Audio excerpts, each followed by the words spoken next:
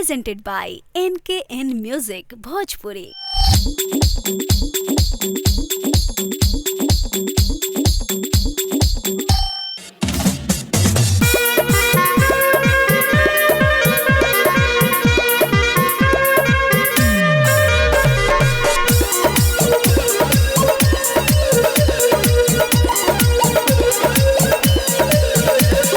रहब नहीं राजा हम केहू से डर के,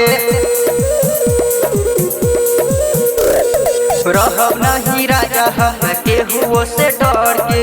बानी सुकुमार हम त पापा जी के घर के, चूल्हा चौकी रोटी ना पकाइबू, हम त बैठल बैठल खाइब। केहू से काहे के लजाई हो, हम त बैठल बैठल खाइब।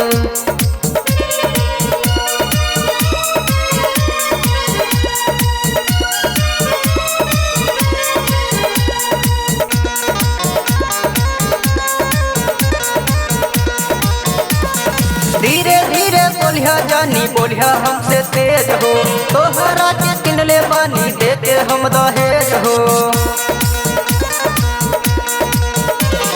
धीरे धीरे बोलिया जानी बोलिया हमसे तेज हो, तोहरा के किनले बानी देते हम दहेज हो। हम के पापा के बताइब हो, हम का बैठल बैठल खाइब। केहू से काहे के लजाई हो, हम का बैठल बैठल खाइब।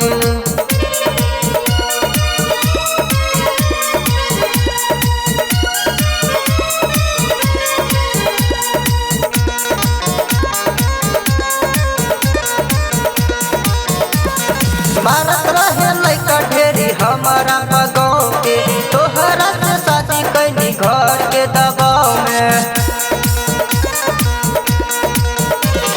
मारत रहे लइका ढेरी हमारा गाँव के, तोहरा से शादी कैनी घर के दबाव में। सुनील संतोष तोहा के नचाइब हो, हम तो बैठल बैठल खाइब। केहू से काहे के लजाई हो, हम तो बैठल बैठल खाइब।